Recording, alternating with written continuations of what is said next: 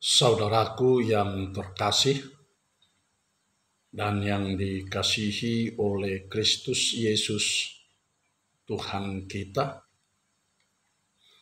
sebelum kita memulai aktivitas kita pada hari ini, mari kita bersekutu dengan Tuhan melalui firman-Nya yang akan menyapa kita pribadi lepas pribadi.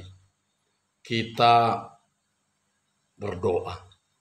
Kasih karunia menyertai kamu dan damai sejahtera yang dari Allah Bapa dan anaknya Tuhan Yesus Kristus. Amin. Shalom bagi kita semua.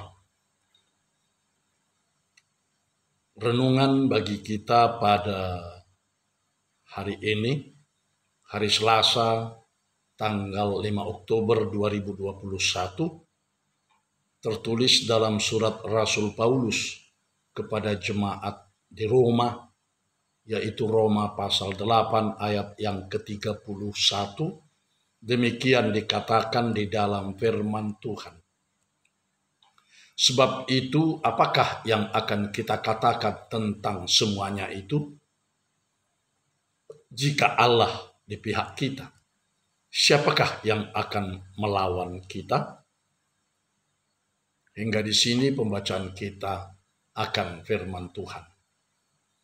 Saudaraku yang dikasihi oleh Kristus Yesus Tuhan kita, pertobatan Rasul Paulus dari seorang pembantai kekristenan yang kemudian menjadi seorang rasul yang menyebarkan kekristenan, bukanlah karena dia seorang yang benar, yang telah melakukan segala hukum Taurat Yahudi, melainkan hanya karena kasih karunia Tuhan Yesus Kristus semata yang memanggilnya untuk menjadi seorang rasul melalui pertobatannya.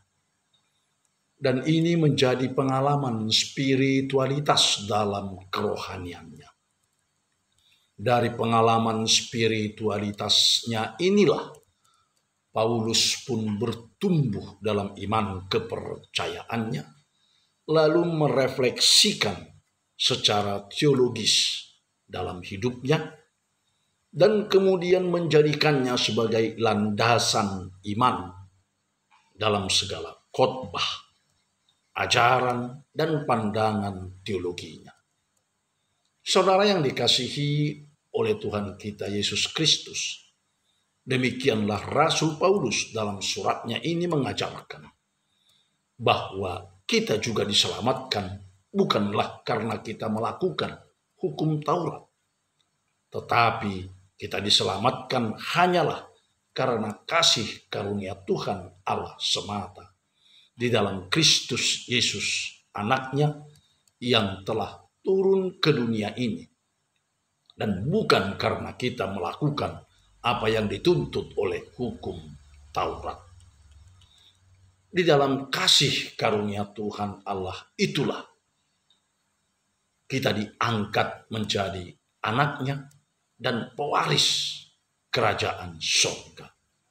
Jadi walaupun orang percaya kepada Yesus Kristus tidak lagi hidup dan berada di bawah hukum Taurat, dia tidaklah menjadi musuh Allah. Justru menjadi orang-orang pilihan yang dipanggil, yang dibenarkan, dan yang dimuliakan. Sehingga sang rasul pun berkata, dan mereka yang ditentukannya dari semula, mereka itu dipanggilnya, dan mereka yang dipanggilnya, mereka itu juga dibenarkannya, dan mereka yang dibenarkannya, mereka itu juga dimuliakannya. Itu dikatakan dalam ayat yang ke-30. Lalu dalam ayat yang ke-31, yang menjadi renungan kita pada hari ini, Rasul Paulus bertanya, sebab itu, apakah yang akan kita katakan tentang semuanya itu?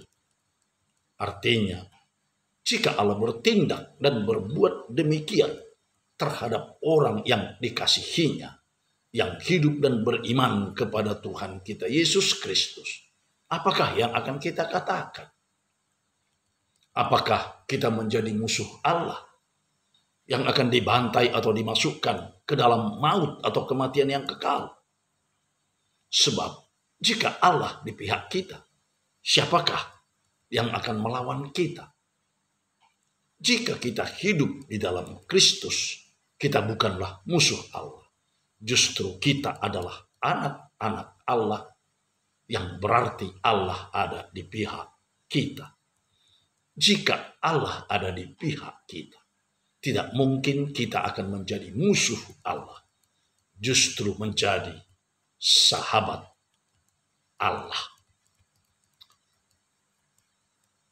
Bahkan siapapun dia tidak akan mampu melawan kita sebagai orang-orang yang telah dipilih, dipanggil, dibenarkan, dan dimuliakan oleh Allah menjadi pewaris kerajaan Allah. Saudaraku seiman di dalam Kristus Yesus Tuhan kita, inginkah kita agar Allah berada di pihak kita? Hiduplah hanya beriman kepada Tuhan Yesus Kristus. Selamat bergumul dan selamat beriman. Tuhan Yesus memberkati. Amin. Kita berdoa.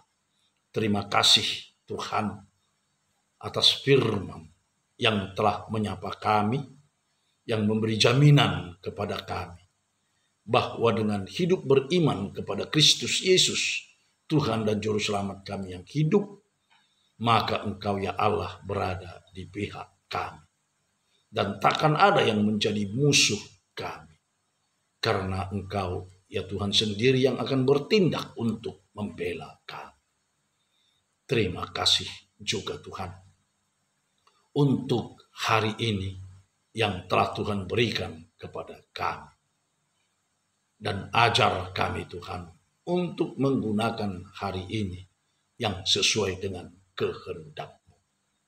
Berkati kami dalam segala pekerjaan, tugas, dan karya serta aktivitas kami pribadi lepas pribadi, agar berbuahkan rezeki dalam kehidupan kami sehari-hari. Sembuhkan dan pulihkan saudara kami maupun warga jemaat-Mu yang sedang sakit dan rawat inap di rumah sakit. Hiburkan yang berduka dan topang yang dalam pencobaan. Biarlah kasih setia-Mu Tuhan yang menyertai, yang mengawal kami dalam seluruh perjalanan hidup kami, hingga kami tetap dalam naungan kasih setia Tuhan saja. Di dalam Kristus Yesus, Tuhan dan Juru Selamat kami yang hidup, kami telah berdoa dan mengucap syukur. Amin. Anugerah Tuhan kita Yesus Kristus dan kasih setia Allah Bapa serta persekutuan Roh Kudus kiranya menyertai kamu semuanya. Amin. Shalom bagi kita semua.